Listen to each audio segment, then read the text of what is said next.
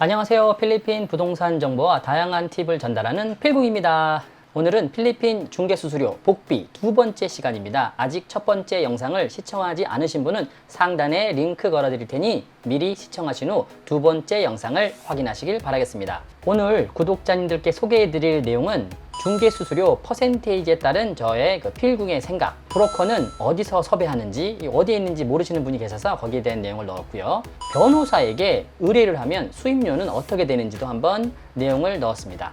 라이센스를 가지고 있는 브로커가 있지만 라이센스가 없는 그 브로커의 수수료는 얼마인지, 월 임대, 월세 시 브로커 수수료는 얼마인지, 브로커가 없이 매매하는 방법은 어떤 것이 있는지에 대해서 여러분들에게 소개하도록 하겠습니다. 그럼 시작하겠습니다. 앞전 영상에서 5억 원짜리 콘도를 매매했을 때 수수료가 5%, 그래서 이제 2,500만 원이 나왔죠. 이렇게 했었을 때 나는 5%냐 4%냐 3% 뭐 2% 나는 뭐 내 판매하는 금액에다가 수수료를 얹어서 판매하는데 거기에 대한 내용을 한번 살펴보도록 하겠습니다. 내가 매매하는 금액에서 만약에 4에서 5% 정도 됐을 때 어떠한 경우가 있는지 한번 알아보도록 하겠습니다. 일단 이런 경우는요, 이제 금매로 판매하는 경우 5% 줄 수 있죠. 내가 돈이 필요하니까 뭐 1억에 뭐 500만 원 줄 수 있죠. 또 다른 경우는 이제 매매가 잘 안 되니까 뭐 5% 줘야죠. 그 이상도 줄 수 있고요. 또 이제 필리핀을 이제 모르는 이제 외국인들, 이제 브로커들이 이제 외국인이면 일단 5% 달라고 얘기합니다. 그런데 수수료가 높아도 일시불로 진행되는 거래는 가격적인 이 메리트가 없거나 입지가 좋지 않은 경우는 쉽게 매매가 이루어지지 않습니다. 한 방에 현금으로 구매하는 사람이 별로 없기 때문입니다. 그러면 반대로 이야기하면 현금만 있으면 파격적인 아주 저렴한 가격으로 매매를 할 수 있다는 말과도 같습니다. 그럼 현금을 들고 있는 사람이 시간적인 여유까지 있다면 좋은 기회를 만들 수 있겠죠. 필리핀에서는 절대로 급하게 투자를 하실 필요가 없어요. 특히 내가 현금을 가지고 있다, 일시불로 거래가 된다, 이런 사람들에게는 다양한 기회가 많이 있습니다. 돈 있는 사람이 일단 장땡이에요. 급하게 하실 필요 없습니다. 다음은 이 3% 정도, 내 매매 금액의 3%를 수수료로 준다. 이 내용은 일반적인 브로커와 상담하면 무리 없이 가능한 중개 수수료입니다. 3%는 일반적이니까 넘어가도록 할게요. 여러분들이 좀 궁금하시는 뭐 1%나 2%를 주면 안 되냐, 이런 내용들이 있는데 쉽게 수락하는 경우 이 브로커의 퀄리티를 의심해 보셔야 됩니다. 이런 사람들은 일단 쉽게 수락을 한 다음에 이 부동산 물건을 그 소셜 네트워크 또는 뭐 에이전트를 통해서 그냥 공유를 하고 되면 좋고 아니면 말고 하는 식으로 크게 신경 쓰지 않을 수 있습니다. 브로커에게 이제 연락이 없다, 이런 의미는요, 내 물건에 관심이 없다는 이야기와도 같습니다. 수익이 없다는 거죠. 남는 게 없어요. 앞에서는 이제 오케이, 무조건 다 좋다고 하지만 뒤에서는 아무런 액션도 안 하는 겁니다. 하지만 이제 예외적으로 판매 가격이 높은 부동산은 1에서 2%라도 수익이 높기 때문에 물건이 좋다면 매매가 충분히 가능합니다. 판매가가 5억이라면 2%만 해도 1,000만 원, 1%면 500만 원이 됩니다. 이런 경우에는 브로커들이 관심을 두겠죠. 마지막으로 수수료 추가는 말 그대로 브로커 수수료를 매매 금액에 추가해서 판매하는 경우를 말합니다. 가끔 그런 얘기를 들어보셨을 겁니다. 매수 또는 임차인은 수수료 비용을 전혀 부담할 필요가 없다고 말하지만 가끔 보시면 세입자가 수수료를 떠안는다는 말이 나오는 이유가 바로 이것입니다. 수수료는 임대인이 부담하지만 내 월세에 수수료가 포함되어 있다는 거죠. 하지만 이런 방법은 시장 가격이 높기 때문에 눈먼 사람 아니고서는 거래가 잘 이루어지지 않습니다. 예전에는 그랬죠. 지금은 다방면으로 정보를 공유하고 있기 때문에 뭐 유튜브나 웹을 검색해도 이 내용은 쉽게 나오는 말입니다. 이해가 되시나요? 혹시 이해가 안 되시는 내용은 댓글로 글을 남겨주세요. 여러분은 혹시 필리핀에는 두 가지 계약서가 있다는 이야기를 들어보셨나요? A 계약서, B 계약서. A는 이제 원본 계약서, 보관용이고 B 계약서는 신고용 계약서입니다. 한국의 다운 계약서처럼 물론 양도소득세는 실거래가와 공시지가 중에 높은 금액으로 납부를 하지만 판매가가 1억 원이라면 6%가 되겠죠. 그럼 600만 원. 그런데 내가 브로커가 이걸 잘 중개를 해서 신고를 5천만 원만 한다면 양도소득세는 300만 원이 되겠죠.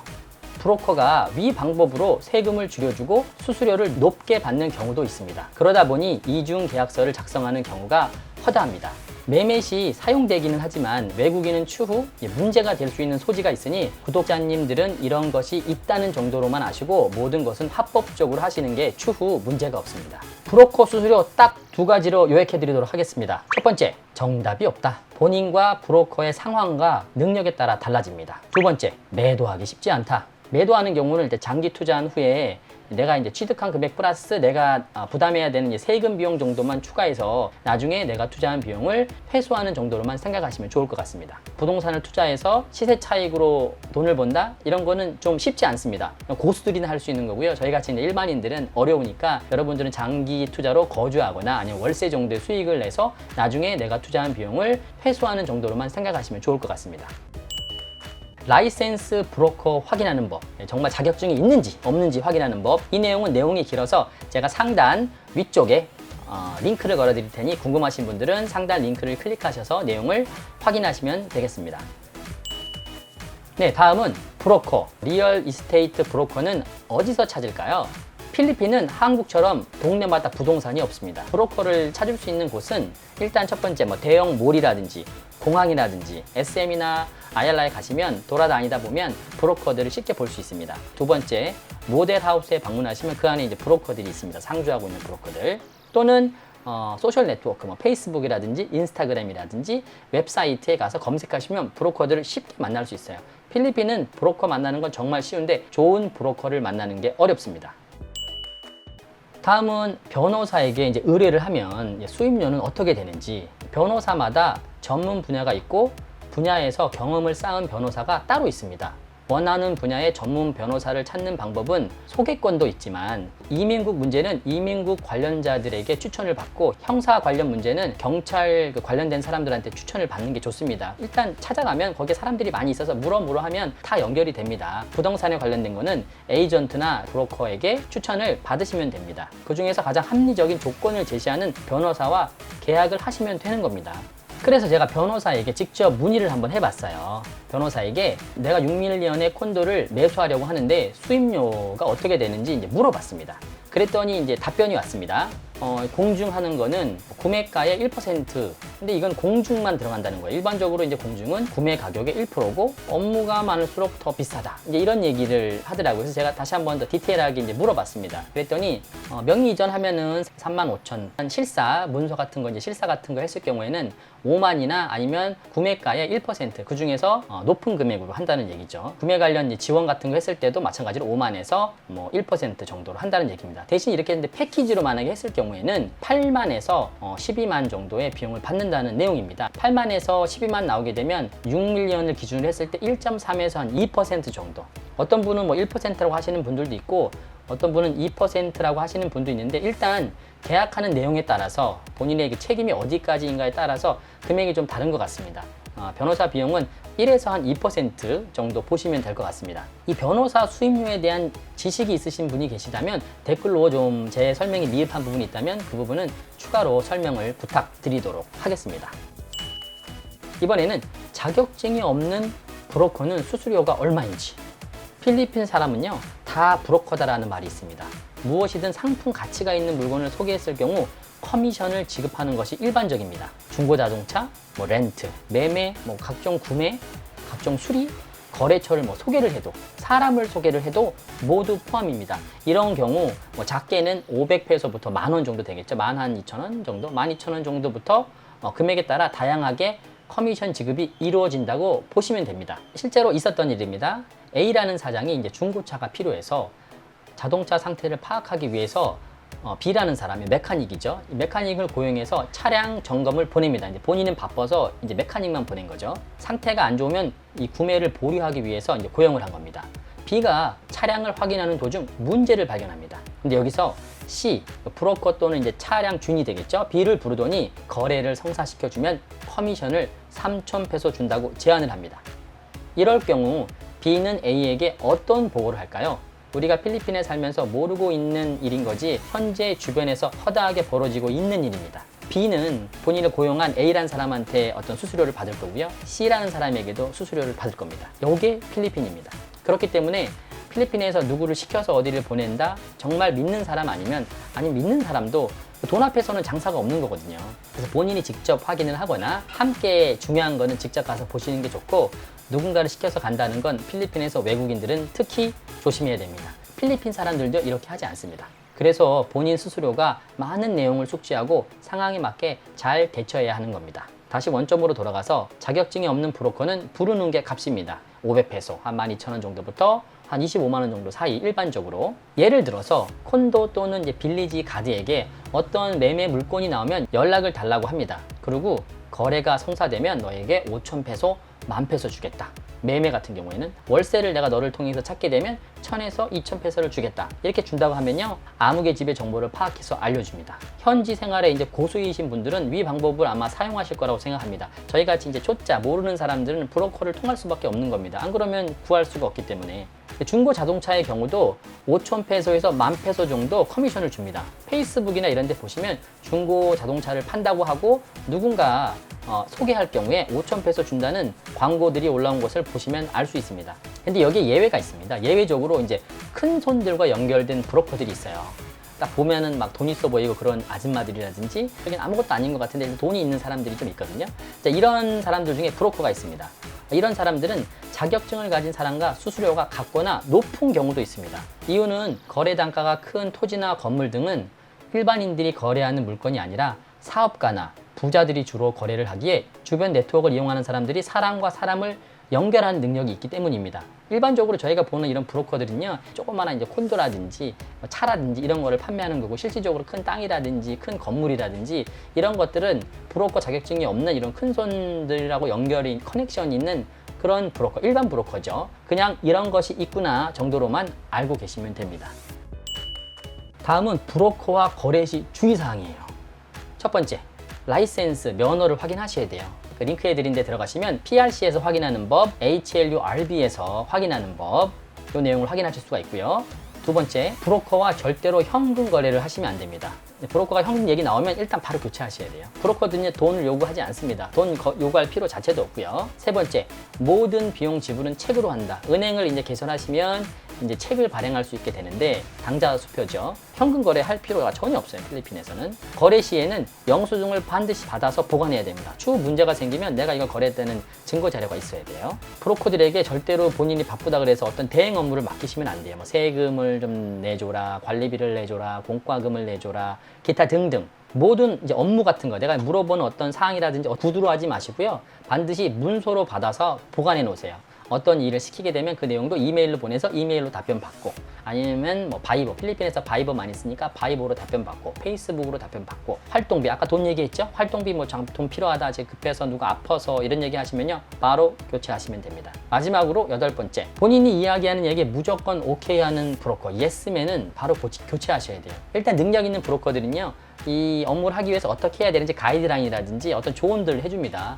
처음에 이제 아무것도 모르는 사람들은 무조건 오케이 해서 일단 오더부터 획득하려고 하는데, 이런 브로커들은 능력이 없어요. 그런 사람들은 조심하시는 게 좋습니다. 일반적인 브로커들은 계약 전에 지역과 시간에 상관이 없이 아무 때나 찾아서 미팅하고 신경 써주지만, 내가 만약에 계약금 10%라든지 계약금을 지불하면 여러분들이 필요시 연락을 해도 일 처리가 아주 느립니다. 그래서 브로커들하고 하실 때는 굉장히 꼼꼼하게 디테일하게 잘 하셔야 됩니다. 이 계약금을 낸다는 얘기는 확실하게 모든 게 끝났을 때 계약금을 지불하는 거죠. 그냥 지불하시면 브로커가 나를 잘 도와주겠지, 이런 거는 일단 꿈도 꾸지 않는 게 좋습니다. 정말 어렵지요? 이래서 필리핀에서 부동산을 매매하는 것은 힘들다는 겁니다. 좀 이해가 되시나요?